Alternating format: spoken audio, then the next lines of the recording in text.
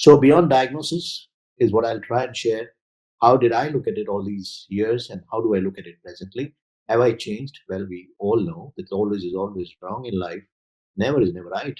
So, it keeps changing and we evolve as we grow. If we don't, then we're not growing. Science versus bad science. I mean, you've heard this term many, many times before. If you haven't, then you're hearing it today. A little subtle difference between fact and fake. And with the kind of explosion of information today with little understanding, it's quite possible that you hear things with very little wisdom in it, lots and lots of information. So you need to filter out. Therefore, please think beyond the routine, beyond the diagnosis. The best way to command nature is to obey it. So if you allow the body to heal yourself, and if you as a clinician can allow the body to heal itself, you're basically doing much good. And think beyond diagnosis. It's to sell into apoptosis. That's a bottom line in treatment of cancer, mind you. Radiation induces apoptosis. Chemotherapy induces apoptosis. And of course, surgery takes the whole damn thing out. Hello, thank you for tuning in. If you want to come back to this video later, just tap on the like button. It will save it to your liked videos so it's easier to find. And don't forget to hit on the bell icon to get notified whenever we drop new content. Stay curious, keep learning, and see you on the inside.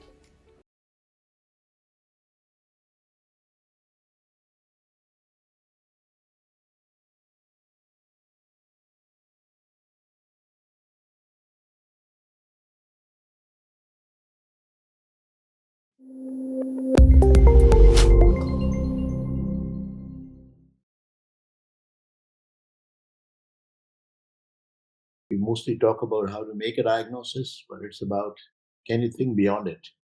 And maybe there is more than one dimension to it. So, can I share my screen? Is it possible? Can I do it now? Yes. Okay. Thank you. Give me a moment. Well, good evening, everyone, and it's truly a pleasure to be talking about a subject which probably would draw attention on three accounts. One is we are so obsessed with making a diagnosis and managing patients in a unidimensional way that we train ourselves and also the subsequent generations the same way. And the second aspect is once you've made a diagnosis, we need to treat them in a unidimensional approach. We are not able to, or we're not trained into thinking laterally, into making a difference. And thirdly, the overall development as humans and as healers becomes a bit of a challenge because you are only looking in one direction. That is achieving results by putting in some efforts and actually getting into the arithmetic of proving and moving. So, beyond diagnosis is what I'll try and share. How did I look at it all these years, and how do I look at it presently? Have I changed? Well, we all know that always is always wrong in life. Never is never right. So, it keeps changing and we evolve as we grow. If we don't, then we're not growing. Well, an interesting definition of health, we are all aware of the community medicine definition and the WHO definition of positive health, where you talk about physical, mental, social, spiritual well being. But this is how Hippocrates defined it long, long back. Cure never, comfort sometimes, console always.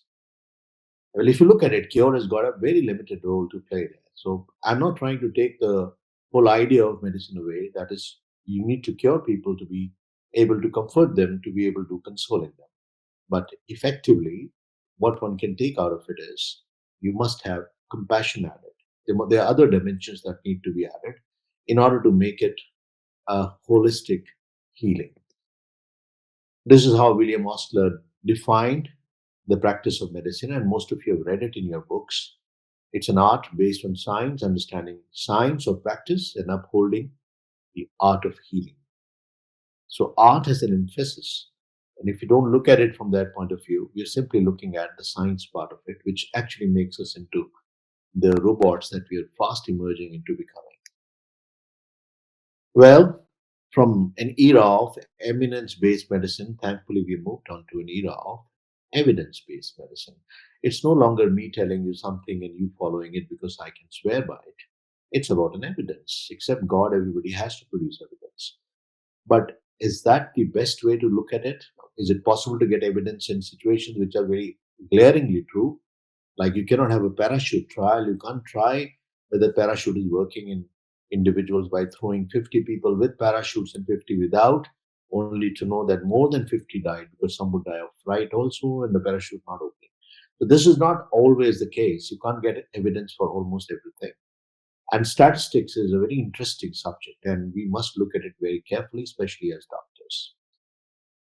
There are three or four types of lies, as Mark Twain defined. I mean, just a subtle way to describe it: white lies, black lies, bloody lies, and statistics. Sometimes you can twist it to our liking by just shifting one number here and there. The whole evidence can change.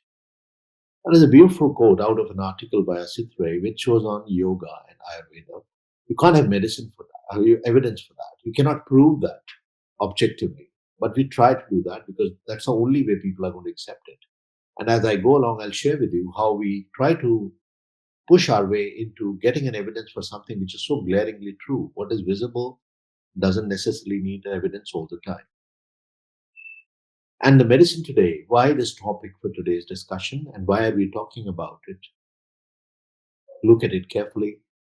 The square wheels, the real wheels are here. So are we reinventing the wheels? Do we need to reinvent the wheel? Well, we sometimes need to, but not necessarily. We are either busy pulling it or we are pushing it. There's no time for us to change the wheels. And we go on and on and on. The churning goes on. There's nothing that has changed. We just don't change it. It starts from school that you start competing to become doctors. You get into medicine to read what you never learned before. And then you come out of medicine to do what you never learned in your medical school. So eventually, we come out more confused than we originally were. So, time to understand. And the biggest lie, well, we all do that all the time, right? Don't we click on where software or insurance papers without reading them carefully? And those small letters that are written there, I've read and agreed to the terms and conditions. We never see them carefully. In most studies, you'll find riders which may not be applicable to your situation or your country or your patients. But we will try to replicate trials done in a different scenario to ours to oversimplify things. And remember, there is nothing more deceptive than an obvious fact. So do not just be carried away by a fact that now that we've got robots, the humans have lost their relevance. Naturally, medicine is more scientific today than it was in the past. And it is glaringly visible that we are more evolved than we were in the past, but that may not always be true. Good science versus bad science. I mean, you heard this term many, many times before. If you haven't, then you're hearing it today. A little subtle difference between fact and fake. And with the kind of explosion of information today with little understanding, it's quite possible that you hear things with very little wisdom in it, and lots and lots of information. So you need to filter out. Therefore, please think beyond the routine, beyond the diagnosis. And why am I reinforcing it again and again?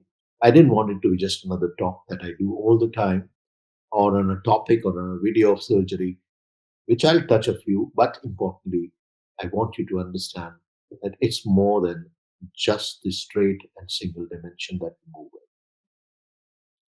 Well, the major killers of the world, not in exactly the order that they are, what is written at the bottom is adverse drug reactions or ADR, cardiac disorders and cancer. So in the reverse order, but the way we look at them is cancer, cardiac disorders, and adverse drug reactions we may not even think about. They're the major killers. So will it all fit into an iatrogenic condition? Or is it that we're killing more people than we're healing? I don't know. But there was in a place in the West a strike for a month, and the mortality in the hospitals, doctors went on strike for their pay raise, and the mortality dropped. Interesting. So we didn't know really, and we don't know even today, whether we cause more problems or we solve more.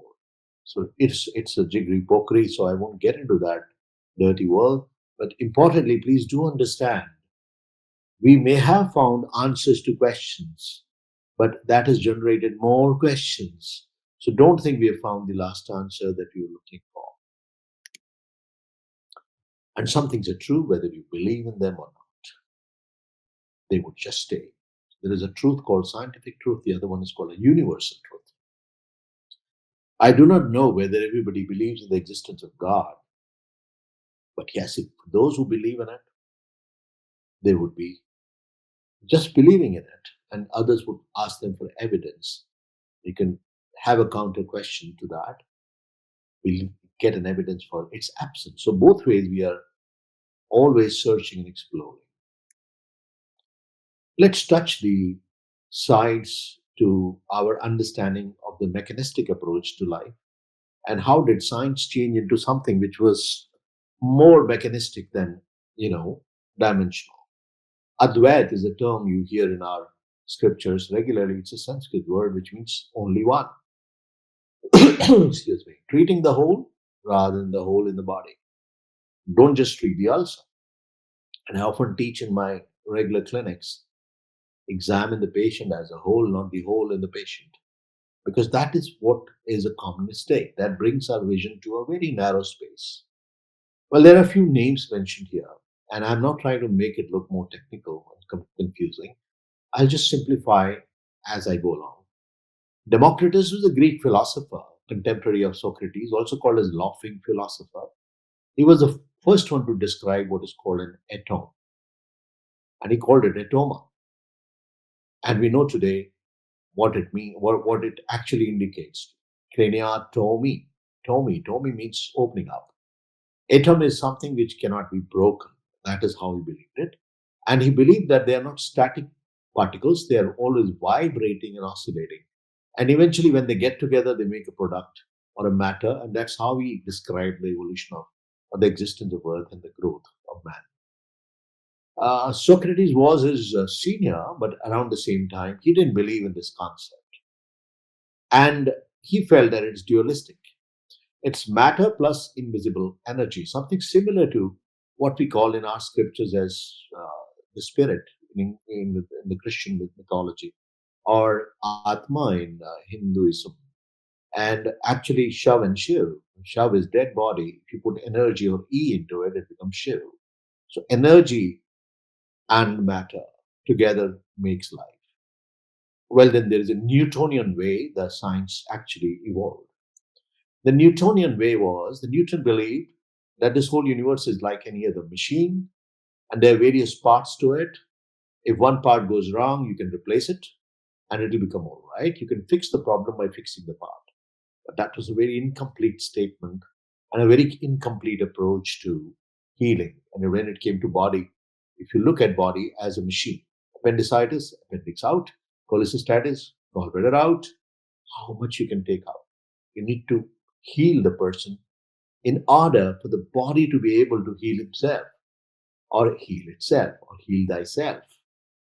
That's a Newtonian way, which was challenged by our ancient scriptures, Upanishads, the ultimate answers. Upanishad is at the end of it, final conclusion of all the Vedas. I mean, that's. I mean, they talk about Vedanta when the Ved is over. Start Vedanta and the end of Vedas. Quantum physics and quantum medicine is just the same as we understood then, back then. And I encourage you to read more about it. Ekam Eva, Advitiyam Brahma. The divine one is one without a second. No religion here. But it was essentially to say that we create this world. And this is what a lot of people, a lot of very eminent scientists had to say about our scriptures. From the Vedas, we learn a practical art of surgery, medicine, music, house building, under which mechanized art is included. They are encyclopedia of every aspect of life, culture, religion, science, ethics, law, cosmology, meteorology. Unquote. This is how they looked at it. This is how Ayurveda was defined by Charaka. I'm touching some of the aspects which are very Indian and very much our own, where we look at life as Ayu, some yoga. So that was more than one dimension of looking. I won't go to the details, and I consider this gentleman the hero of surgery, the father of surgery as far as we are concerned. 3,800 years ago, he was doing the rhinoplasties, the procedure that is being seen in this slide here, cataracts, and he was the first one to use the biological clips, that is the ants, for holding onto the wound and then chopping of the ant. Biodegradable clips, as you can do. We have Mitchell clips today, we have skin stapling clips today, etc. These are his instruments. Some of them look very impressive for bone cutting, for burr holing, for making an opening in various places. He opened the skull, he opened the abdomen, he opened the thorax, did everything. And this happened, mind you, 3,800 years ago. Shushruta rhinoplasty is still mentioned in our uh, textbooks of plastic surgery, if you read them, rotating the forehead flap into making a nose of the prisoners that were taken during war, and their noses were chopped off in a camp like the Valley of Lepers in Bible. They were collecting in a valley, and he would was passing that way. He had a camp there, and then he cured them all.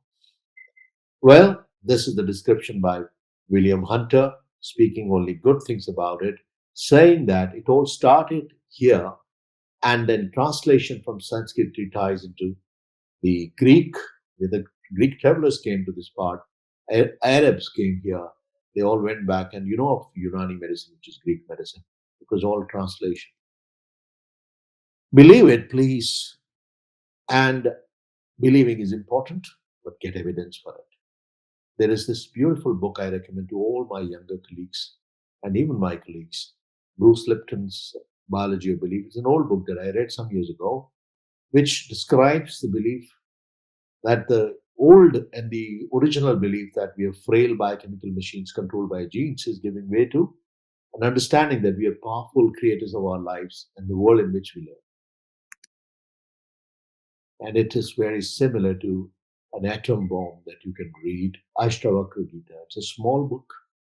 I read this translation only 10 years ago when a student of mine gifted it to me. It's such an eye opener. Liberation is to know yourself as awareness alone. It's just the awareness, and the dimensions just keep growing. And your ignorance alone creates the universe. Otherwise, in reality, you alone exist and you create this world. Very similar to our ancient belief that, like a spider creating a web out of its own saliva, and at the end, that's how the universe is created, or Shrishti is created, and then swallows it back to finish it. That's the understanding. And this is taken straight out of Bruce Lipton's book. We can control our lives by controlling our perceptions. The usual belief, we are biochemical machines controlled by genes. The character of life is based upon how we perceive it. Just like a single cell as a unit, it's a living organism. Every cell thinks, every cell has a memory. It knows it belongs where. And we are not just a unit that we look at, we are a colony. Cogito ergo sum. I think, therefore I am. The beautiful quote by Rene Descartes. And this we have gone through. The understanding of the Newtonian concept was we evolved that way. And that's what Charles Darwin said. And this beautiful quote by Franklin Bacon: to obtain knowledge that can be used to dominate and control nature.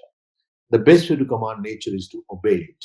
So if you allow the body to heal yourself, and if you as a clinician can allow the body to heal itself, you're basically doing much good. And think beyond diagnosis. It's not just one diagnosis that we look at. 100 years later came the Watson Crick model, which has its own issues, but it brought into picture 150,000 different proteins, which are genes, and we now understand that we are just a protein. And you recently had an epidemic of corona, which is a virus, a protein. So protein is life.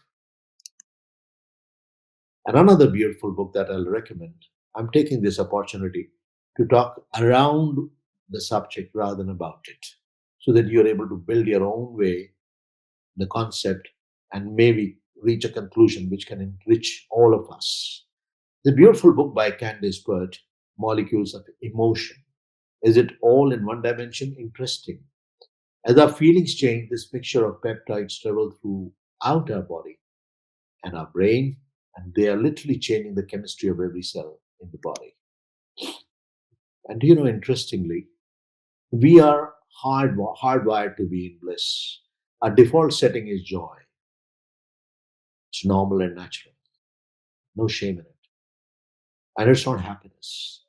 Happiness is physical, joy is spiritual. I can't read it all, but we know about certain terms like endorphins. You go for a run, or you're happy, you cured somebody, you helped somebody, these, these substances get released. You have to ask the question why? We evolved to be in a state of bliss. And the joy in this typical Sanskrit way is, you are basically in a state of ananda. And when you get into the permanent state of bliss, it is Paramananda. Paramananda is God. That's how we define it. Beautiful description of religion without becoming godly in our scriptures. It's the same in simple one cell creatures. An amoeba can be in a state of bliss. Even they are joyful. A hydra can be joyful. So a plant can be joyful. It can swing to be in joy. So it's okay to feel good. God is God, good. Scientists will never ask you why. I'm not reading through, but it's a beautiful book. I recommend that you read it. This is the salient point that I picked up. Most psychologists treat the mind as disembodied. You visit a clinical psychologist with due respect, it disconnects the body from the head, with little or no connection to the physical body. Conversely, physicians treat the body with no regard to the mind or emotions. And I'll add to the spirit, to your atma, to your spiritual thoughts. You never heal that way. Unidimensional thinking cannot heal you. Now let's get into the brass tacks of the real business. We all know every cell is programmed into dying after some time. Red blood cells, 120 days. Who tells these cells to die? How does it happen? How is it that the cell knows when I have to go? Beautiful, isn't it? Apoptosis is programmed cell death. It's programmed into dying that way. And how does it die? It just shrinks, the chromatin shrinks, it becomes kind of a dead thing. Phagocytes come quietly, engulf it, and it disappears. No nonsense. Apoptosis means fall of leaves in autumn, not plucking of leaves. It hurts a tree when you pluck a leaf, but when it drops it, it's a natural going. Can we trick a cancer cell into committing suicide or apoptosis? Can we outthink a cancer cell? Because a cancer cell is also thinking. Interesting. When you put the patient on neoadjuvant chemotherapy, the therapy which you give before you treat the patient of cancer or surgery, when it's a systemic disease or it's a large tumor, we put the patient on neoadjuvant chemotherapy to make it smaller so that we can actually take the whole thing out and take care of the systemic disease. Isn't it? Now, we studied P-glycoprotein. It's a interesting gene to study, which is found initially was observed in colorectal cancer, which were resistant to chemotherapy mainly because it was working on a pump that will throw the chemotherapy out. It's interesting.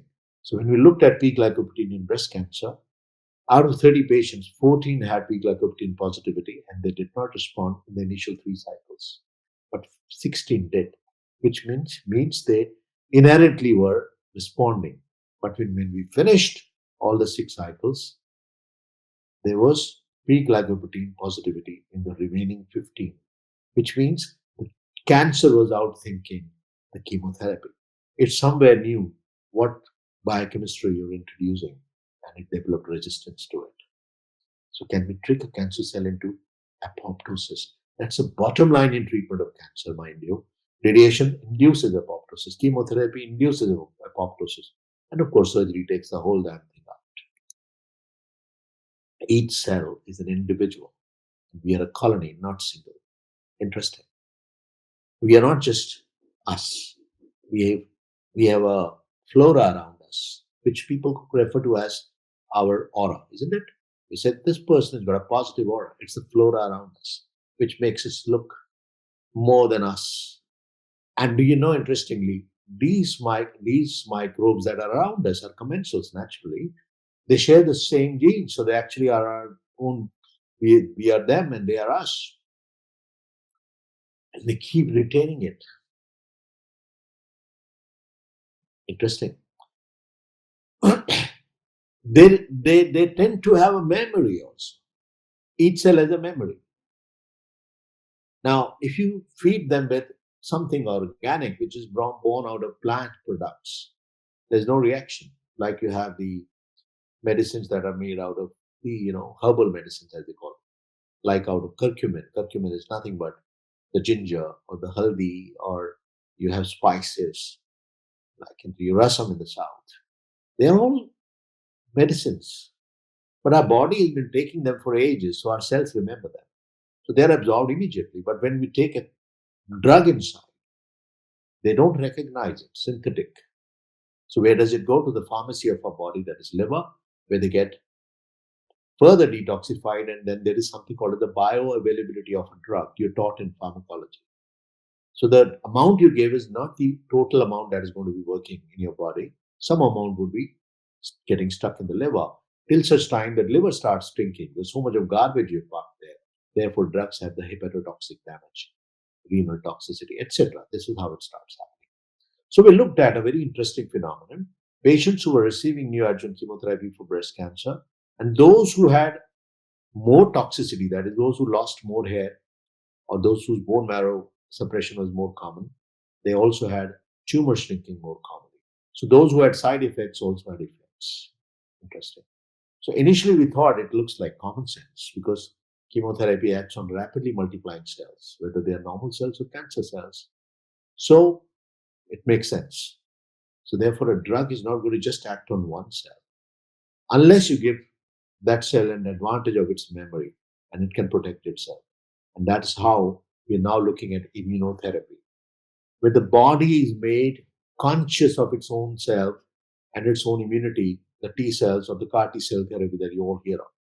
And we can actually observe that neoadjuvant chemotherapy we can predict the response to neoadjuvant chemotherapy. Actually, we titrated it with the apoptotic markers, which are BCL2 and BAX genes ratio. Apoptotic index was matching with the toxicity. So patients who had a bad period with chemotherapy, they did better in terms of cancer treatment. And interestingly, we observed that cells think, so does the body. They're all thinking together. Those who responded well, their anxiety and depression levels were lower with the HAT score compared to those that did not. So the whole body is, the cells are all thinking and they have a memory. So we need to find our solutions to our problems. You cannot have a Western solution to Indian problems. Indian cancer could be unique. It could be different. So is it different really? We looked at it. Now, what did we observe in the early 2003 and 4? Then we were getting lots of young women with breast cancer. And that was very surprising because if you look at the picture in the West, as the age advances, the incidence keeps rising and it reaches a peak around 60s. So the peak of breast cancer is in 60s. While in India, we observed two peaks. The one was in 40s or early 40s and 30s, and the second one was in 60s. And the one that we got early had a different biology. We'll just discuss about it. The first peak, as you can see, is in the 40s, and this is the kind of cancers we were getting. We did not know what is triple negative breast cancer then, but we knew it's a very aggressive form. And do you know one thing? The cancer, everybody listening this just now and watching it, everybody around you has got cancer. Sadly, it's bad news. But the good news is we all have tumor suppressor genes, which prevent it from manifesting. So when there is a mutation of this gene, which is suppressing the occurrence of cancer, we tend to get cancer. So suppression of like P53, mismatch repair genes, these are fixing up the mismatch that happens. When they undergo mutation, we get cancer. So we observed that these were very, very different. So we looked back at these cancers and we found that they were all triple negative breast cancers, which we know today is an Indian stereotype. It's very common in the younger women, very bad prognosis, doesn't take long to present as an advanced disease. So its progression is fast. So coming back to the point, the cancer has started in utero, dysgenesis. And the time it takes to show up is the aggressiveness of the disease. So if the cancer appears in a younger age patient, it is supposed to be aggressive than a cancer that happens later. So an 80-year lady with a cancer versus a 40-year lady with a cancer, the one with 40 years, that is going to be more aggressive for the reason I just told you. And we looked at this group now. We found they also had a genetic basis. We were not very seriously looking at BRCA1, BRCA2 before this. We were all thinking about it as a genetic disease, but we never established. And BRCA1, BRCA2 is now a known group of genes which are responsible for breast and ovarian cancer. And we found that these alterations were observed in these cases in India. Also C-wipe gene polymorphism. So there is a genetic basis to this cancer, and we are sitting on a time bomb which is ticking all the time. We have such a high. Then we were thinking, oh my God, maybe there's an epidemic coming. We are in the middle of an epidemic right now. Breast cancer, within about 14 minutes, we lose a woman to breast cancer, which is such a loss. And it is usually happening to younger women, which is a productive age group, when they're contributing to the society and to the family. We found that we have a totally different approach to it. Triple negative breast cancer is a very aggressive treatment, aggressive disease, which doesn't have any receptors to block. ERPR, that is estrogen receptor, progesterone receptors, are favorable receptors, which can be blocked with, uh, you know, modulators like tamoxifen or later on aromatase inhibitors, but these have no targets to hit. We studied this even further, and what was enlightening was when I got a call suddenly from my friends in IOP and ICMR. We were working on this project together. It was very difficult to grow breast cancer cells in the petri dish or in the cell lines, as they call them. To simplify that, I said petri dish. Breast cancer we could grow, but we could not grow bladder cancer we could grow, but breast cancer, the multiplication was so slow, we could not culture them. But these could be cultured, and we established the cell lines. We were working hard to patent these Indian cell lines, and we were delighted to see them grow. And it was when he gave me a call, I just ran in my night suit to see it. It was in the night that he called me, and to look at it was sheer joy. I could see a cancer cell walking. I mean, that is something which is tremendously enlightening. Now, all the names that you see here, whether it is Rohan Khandelwal, Eliza Mittal, Amita Tuteja, all these people were undergraduate students then. I gave them a project based on an observation, which I'm sharing with you all. I received a paper to edit, which was on dermatoglyphics in Down syndrome, which was a genetic predisposition there. I wanted to check it in breast cancer patients, and we studied the fingertips. So we need dermatoglyphics in studying the fingerprints. And it was a very interesting and exciting. And there's a story with that, which I won't go into. There's no time. For those who watch my YouTube talk, some of you must have heard that story. And I wanted them to collect the fingerprints of all the breast cancer patients that were coming. And we were astonished to see that there were world patterns, whether it was Sai who would do it, Rohan will do it, um, and Elisa would do it. And we finally got a software to look at it, and we established dermatoglyphic. And basically, we were incorporating this as a screening module. And we went to some girls' colleges, women colleges to give lectures and finally take prints. With family history, we looked at the ladies who will get this pattern. So maybe we'll find our answers. And maybe those palmists were not faking all the time. Maybe those astrologers knew very well. Kumbh comes when the Brihaspati comes into Kumbh Rashi. And these people have been knowing for centuries, so we don't need to be very, very proud of our science just like that. Don't ignore what was being done in the past.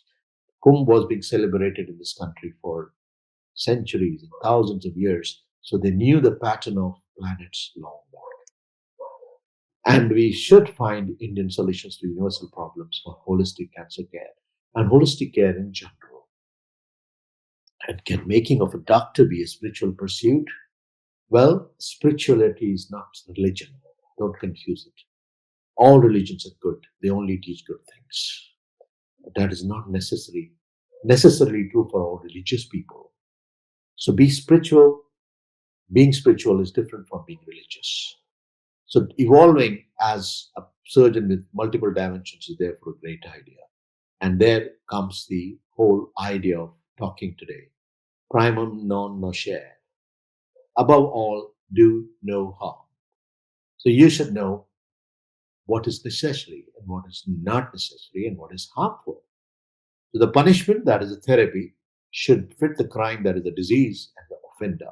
It's straight out of the Moshian book and beautifully written for emergency. But I could extrapolate it to all cases that you treat. You should not give a therapy that is not fitting the disease and the patient. So treat the patient as a whole, not the whole in the patient. You can see the cirrhotic liver here, this anastomosis, and this heal. This is not going to heal. The individual is going to heal as a whole.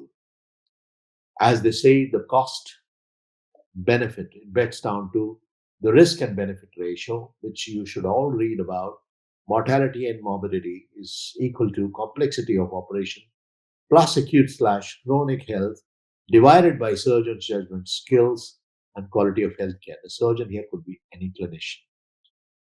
In the kingdom of cancer, especially, biology is king, selection is queen, and technical maneuver is the prince. Least important is how skilled you are. It's useful. That's not the most important thing.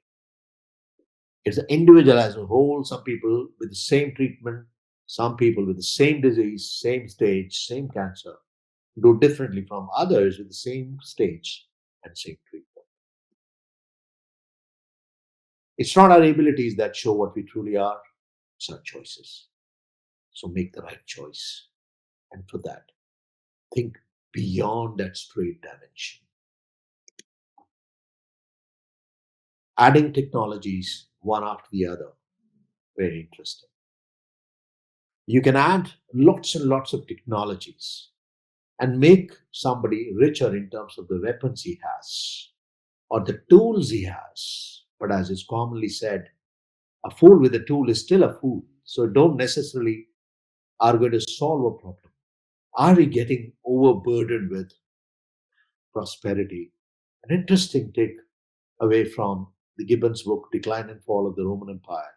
The Roman Empire crumbled under the weight of its own prosperity. They were so rich, they didn't grow after that. They just collapsed. Nobody knows why the Roman Empire perished. Welcome to reality in the last 10 minutes. In theory, there's no difference between theory and practice, but in practice there is. So unless I talk about what really happens, I'm merely throwing conjectures. I'm only talking about what is not happening, what can happen. I'm not cynical about it. I'm positive. Is an aggressive approach justified sometimes in the management of an aggressive cancer? The answer is yes. We have to deal with our problems in our way. Now you look at it. This is Indian oral cancer, typical Kenny cancer. Gutka, masala. And don't listen to all those jokers who talk about this is minus tobacco. Anything that you chew is harmful. Alcohol does no good. Smoking is dangerous. Tobacco kills. No confusion? I've, I've just told you the truth. To talk about a little bit of wine is good. A little bit of smoking is okay. All third space loss. He was keeping it here, and we know that oral cancer is tobacco based.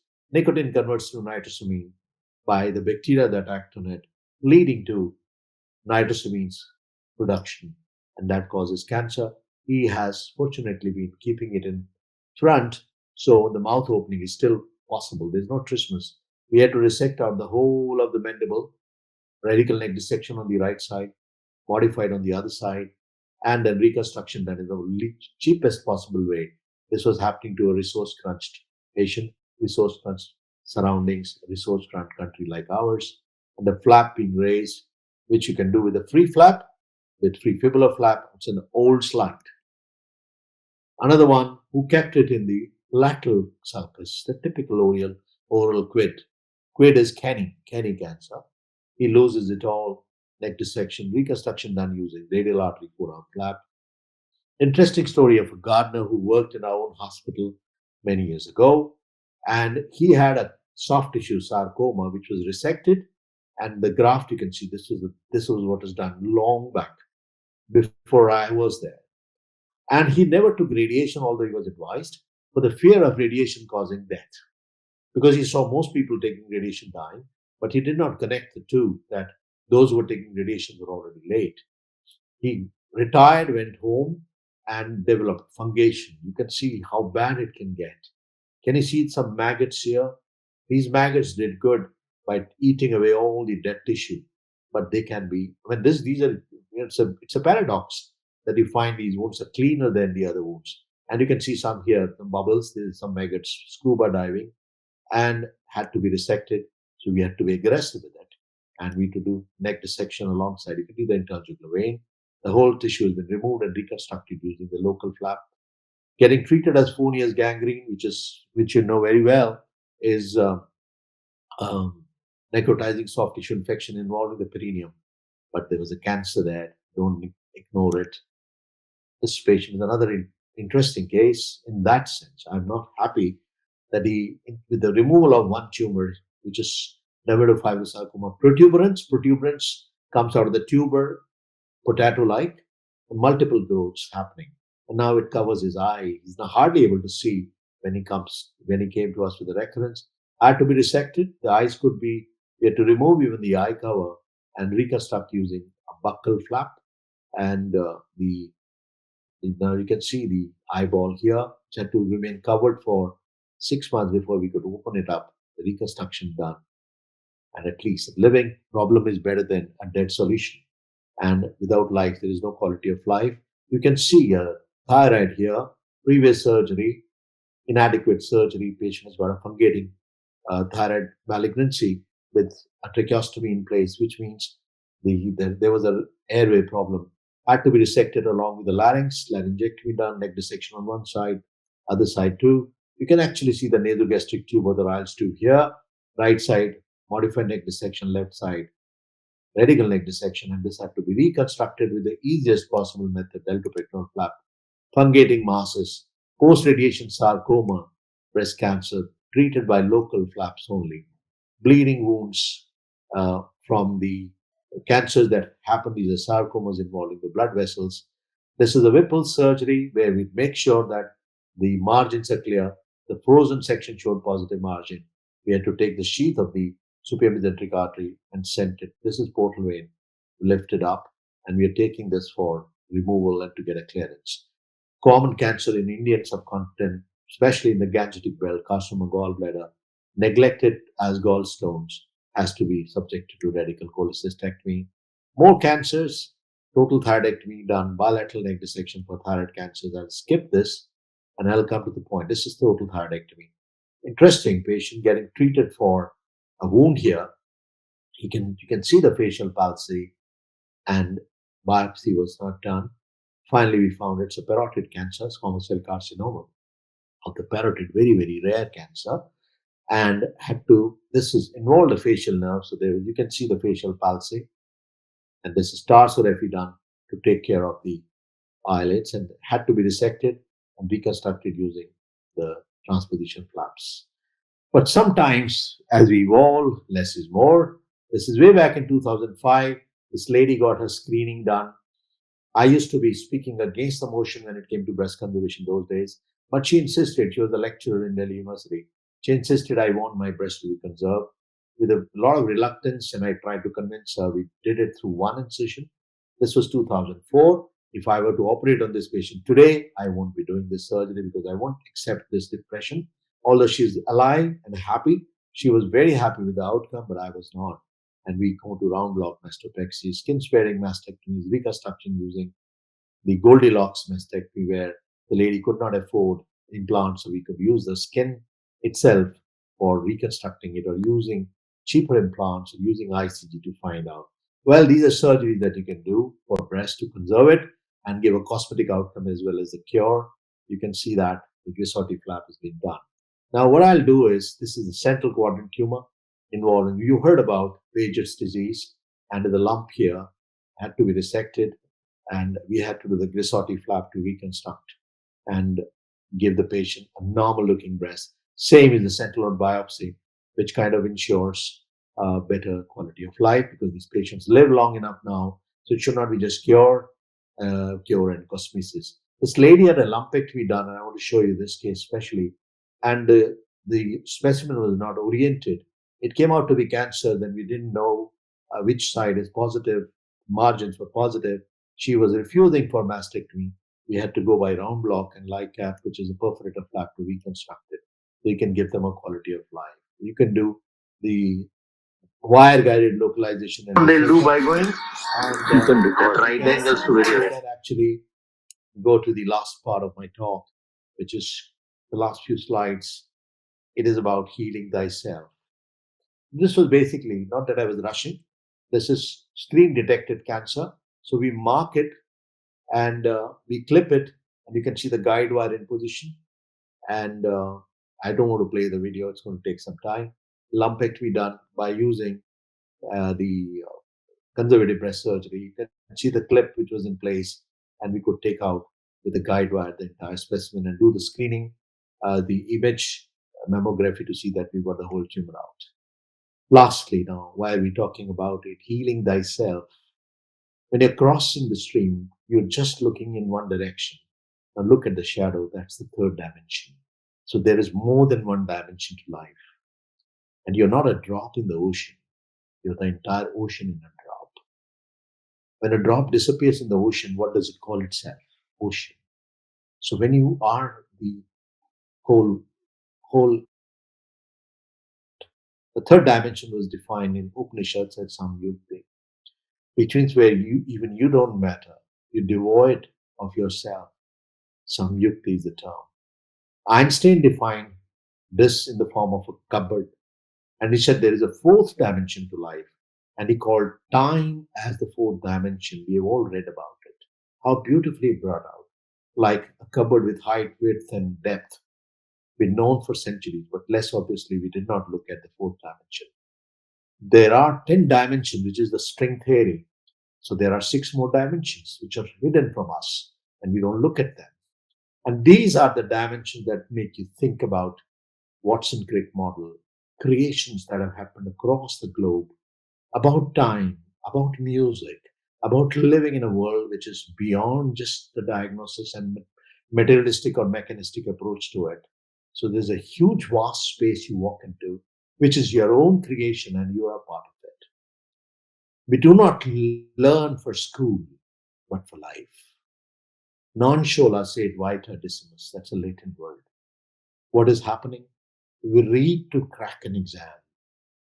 We crack another, then another, then another, and finally we are out without an exam to face.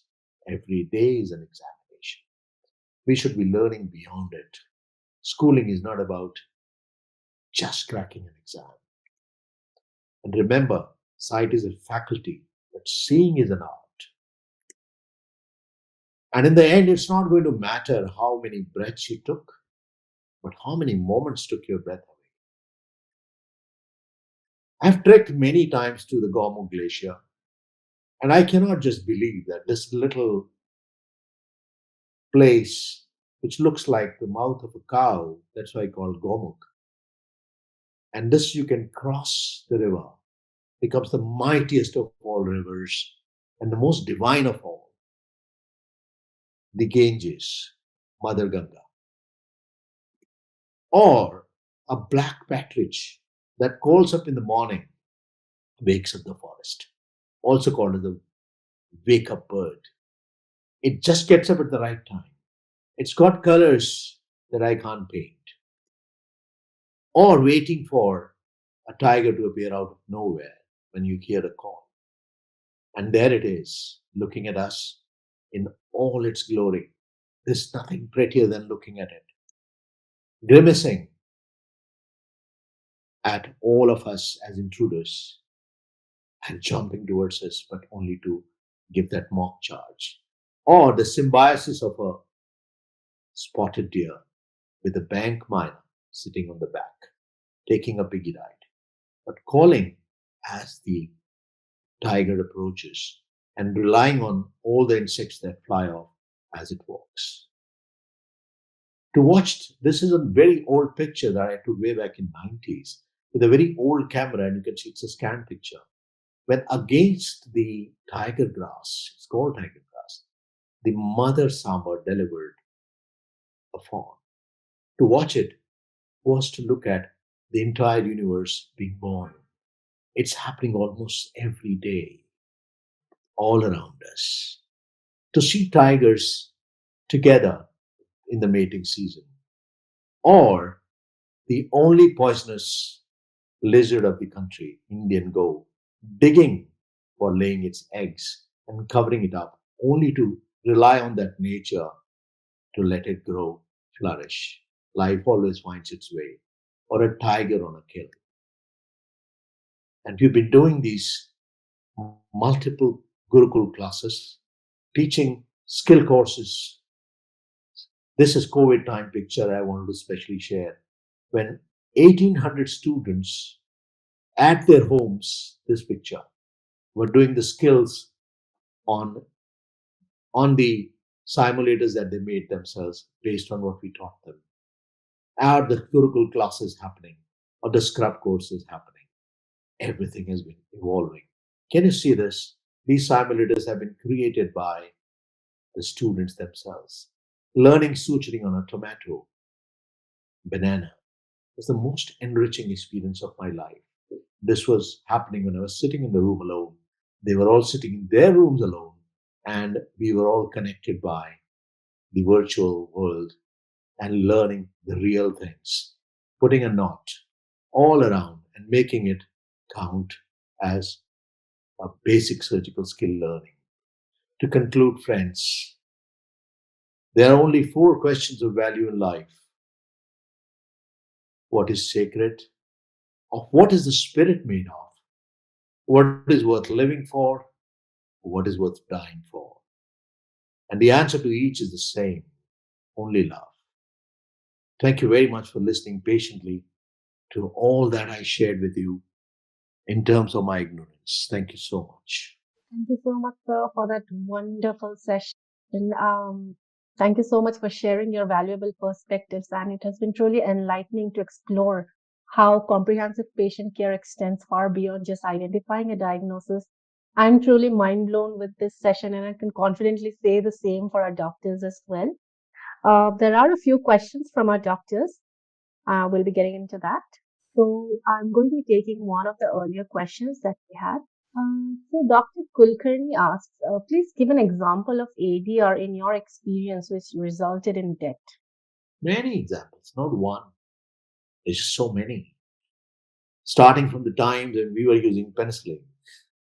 I remember I was involved in the battlefield, and this soldier received penicillin for infection. Those days, penicillin shots were given after testing, and anaphylaxis was tested. But the anaphylactic trait did not work. We could not give Adaline enough. I mean, I saw the patient die, and it has happened to, I mean, I think countless. There are adverse drug reactions to xylocaine I've seen, and people are giving local anesthesia for minor procedures. So to believe that it can kill, the drug can kill, is a very, very sane way to look at it. There are plenty. I can count as many as thousands of them, right? But it's not common if you're cautious. And caution starts with understanding. Understanding starts with some bit of information, but more of thinking. I would also like to highlight some of the appreciative comments. Dr. Parvin says this should be showcased again and again, and would love to hear it again and again. And God then bless. lots many comments like that. So moving on to the next question. Dr. Madhav asks, winning over the array of the most manifested symptoms, is it the whole treatment? Yes, no, it can never be. We have yet to discover the holistic treatment. And frankly, I am a student of it in the sense that I've been treating cancer all my life. And I am trying to understand, is there a situation when doing nothing is going to work? And that's a proposition which is coming now. Can we leave some patients who have received neoadjuvant chemotherapy in cancer rectum if they've had a CCR, which is clinical complete response? Some of them with the tumor behavior can be left for observation. There are some prostatic cancers which where we observe, wait and watch. We don't intervene. Intervention itself can be a problem. So, uh, winning over the area of most manifest symptoms, is it whole treatment? It is not, certainly. Brilliant question.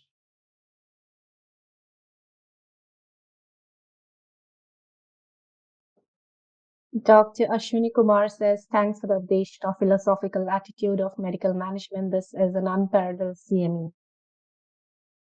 Thank you, Dr. Ashmi. Grateful. So next is from Dr. Maheshwari. Sir asks, in all cases, how many are benefited by psychiatric management included in the treatment? Well, Dr. Maheshwari, thank you for that question. I think everybody is a psychiatric patient unless proven otherwise. So if you talk to a psychiatrist, he can make everybody feel better. But if I understand, psychiatric treatment would benefit all. But I'm not talking about psychiatric treatment. Clinical psychologist has a bigger role because psychiatrist comes handy when there is an established illness. So there's a very subtle difference. I understand the bottom line of the question. The question is very valid. So we observe that patients receiving neoadjuvant chemotherapy. Now we're doing a project now where we do surgery first rather than chemotherapy first. Is there any difference in their HAT score? Which means when the patient is psychologically feeling I've got rid of my cancer, does he feel better to receive chemotherapy? Or when he's taking chemotherapy with the tumor intact, does he feel, um, little insecure? So there is a role for psychiatrists, but to involve them all the time can be a psychological problem with the patients also. They don't like to be treated by psychiatrists. There is a stigma attached to it. But having said that, there's no shame in seeing a psychiatrist because they have a great role to play in healing. And there is something about it which initially we thought is extra and additional, addendum, but I think it's important. There's another beautiful comment from Dr. Pankaj. Excellent way of presentation, making complicated things simpler really impressed me. Acknowledging the importance of spirituality in health and wellness made stress-free, which indirectly improved the concentration. And thank you, sir. Thank you, Dr. Budhiraja. Appreciate that. Thank you. So, next question from Dr. KG. If you could comment something on heuristic pitfalls.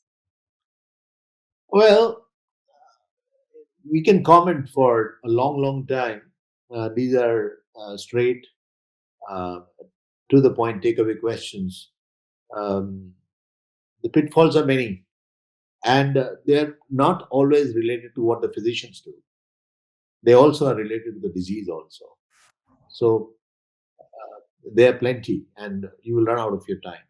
We can have a talk on it because I have spoken on heuristic pitfalls in one of my lectures, and they involve therefore the concept of MDTs all over the world, which is multidisciplinary teams, where even the patient can be involved. They can also sit, and you have psychologists, clinical psychologists, pathologists, everybody sitting together and taking a decision. Now, well, this is one way of doing it, but I'm sure there are many more ways of doing it. There cannot be only one way of Dr. Ghosh asks, could cancer cells be reverse programmed? doing it. Brilliant question, Dr. Ghosh. I really liked it. I am always thinking about it. And the concepts like autophagy, or the concepts like starving a cancer cell into dying, or tricking a cancer cell into thinking differently. Apoptosis is a concept, programmed cell death. Can you program a cancer cell into dying? And you'll be very, very astonished. I had a chance to deliver a couple of orations at the yoga, gatherings. They called me over, including one at Patanjali. I know this is where meditation yoga has come in big time, and we can actually reverse program. And that if that is actually the same thing which I was mentioning, tricking a cancer cell into dying. So you trick it into thinking about dying. What is happening to a cancer cell? It just continues to multiply. It becomes immortal. So if you continue to grow, you will die eventually. But by that time, you would have consumed the whole world, right? It's a Mahishasur growing all over. You've heard of it, no? When you see the Mahishasur being slaughtered, and you have the goddess on a tiger that is sucking away all the blood before it drops, and she has all the weapons gifted by all the deities, all the gods, so that you can cut it, poison it, burn it. That is surgery, chemotherapy, radiation. And actually, cancer is also a Mahishasur or a Rakta Beej. That's why spillage leads to one drop going and cancer grows again. That's the whole concept. So before not letting it drop and getting it consumed, the best way to kill is making it into a Bhasmasur. Let it put its hand on itself and burn itself. So that is reverse programming. Right. Dr. Barsha? Moving on to the next question. Well, Dr. Mishra says, hope for more sessions like this with you in the future. Okay, that would be the brilliant. Dr. Mishra, I'm always going to be coming whenever needed, whenever I can be sharing my ignorance, I'll be very happy. So next is from Dr. Priya. Good evening, sir. What is your opinion on second look surgery for abdominal malignancy? Second look surgery is done for cancers which you believe will come back, or you didn't know they will come back, but they came back. So there are two situations. So one is where you wanted to do something less in the beginning, then you go back second time. That's also a second look surgery. Like you have surgery being done for pseudomyxoma peritoneal, where you remove as much as you can, then you give high pec heated therapy, and then you go back in if there is some reduction to be done. The second look. So in abdominal malignancy being specific, we do a second look surgery if you've not been able to do a complete job in the first go, or it comes back second time. Ovarian cancers, pseudomyxoma peritoneal, we do go in for a second look surgery very frequently. Dr. Singh asks, is there any scope for spiritual treatment in the holistic approach of the treatment? There is no treatment without spiritual approach, sir. Your question is answering the question. Spiritual treatment is the bottom line. I firmly believe every doctor is a spiritual healer. He has to understand it. You cannot be a physical healer, it doesn't work. Physicality has made us what we have become. And that's what I was discussing. Can making of a surgeon be a spiritual pursuit? I do my best to train my students. That's why our group is called, or the site where we visit is Gurukul. We train, teach like the Guru Shishya Parampara, where we try to imbibe good values along with medicine and surgery. So spirituality will make the same treatment definitely better. I believe in it firmly. I'm trying to prove it with evidence, because without evidence, most people don't believe, in the world of evidence-based medicine where we've gone berserk, and evidence can be created out of nowhere. So, doctors, in the interest of time, taking the last two questions for tonight. Dr. Krishna Priya says whether cancer cheek can occur in family even though they haven't had tobacco in their life. Well, there are some genes which are suppressive genes. Their mutation is being studied, P53 being one. And also HPV is a factor, which is human papilloma virus that works on the genetic predisposition. And then never smokers can also get cancers, mind you, in lung. No tobacco, never taken tobacco can also get cancers. So it is possible to get cancer without, without consuming tobacco. So it's possible, definitely possible. So the last question from Dr. KG, how effective is the natural placebo effect? There is nothing like placebo, actually. Placebo is also healing. You don't give a poison for placebo, right? You give something and you speak few things. And it also matters who's giving it. I think most spiritual healers work that way. You believe that I've gone to a temple, I should get better. There are lots of energies there in good places. You go to a temple or to a mosque or to a church, you automatically get some peace. And it's the energies there, they're all positive energies. They have their influence. Similarly, natural placebo, I think placebo is a, a Western term. I have nothing against Western terms, but they're trying to explain it in a way. I'll put it down here. There's a beautiful story which, if you're interested in reading, The Doctor's Word. I read it as a school child, where the words mattered. The patient was dying. Those days they used to have cardiac problems also. But just that word, everybody believed that if the doctor said, "I'm not going to live, I'm not going to live." This was his friend who got a cardiac problem, so he was asking him now. He didn't know what to say. It was a doctor's dilemma. Eventually, he told a lie. You can call it a white lie. He says, "You're going to live." Those days, they were all dying. And he lived forever. So there you are. And that is not a placebo. We are giving a tablet which looks exactly like a medicine that you're giving. Patient is also thinking. So what is working is not that tablet naturally. You never know. Most of the time, the tablet may not be doing what you're thinking it is doing. It is more than the tablet, beyond diagnosis, beyond the unilateral thinking. So that is it for the question. Just another fun question. Dr. Singh asked, are you a wildlife photographer also? Oh yes, very much. I'm obsessed with it. That's my passion besides surgery teaching, and that's my spiritual journey. I don't sit in a cave to meditate. I don't think there's a better place than a forest. I've spent whenever I have time, I rush to the forest and I take pictures. I am not a great photographer, but I've trained my students. I'll just share with you. Some students are mentioned there. One is Rol Khandelwal, Megha Tandon. They all went when they passed their exam. I would take them to the forest. My lesson would be we are getting in, I'll show you all the birds. When I'm coming out, you'll tell me about all those birds. So that was a CME happening in the forest all the time. I've been to forest as a let off, and I think I get spiritually healed. I come back better, energized. So I do wildlife photography. I'm not a great photographer, but I enjoy.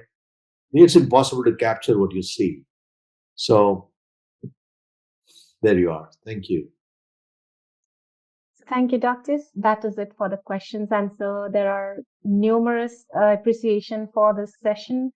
Uh, Dr. Purnima says, very enlightening. Dr. Krishna Priya says, very insightful session.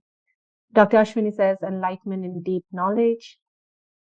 Dr. Vyas says, we are entitled and spiritual management of Ayurveda, the part of Holy Veda and modern science. What a wide, noble life sciences and illustration of wonderful session beyond unknown. So doctors really seem to have loved this session, sir. And I would like to thank you once again for this wonderful session. It was very enlightening. Thank you once again, sir, for being on our platform. Thank you, Barsha. It's been a joy, and thank you all very much for listening to it. Look forward to catching up in future. God bless you all. Thank you so much.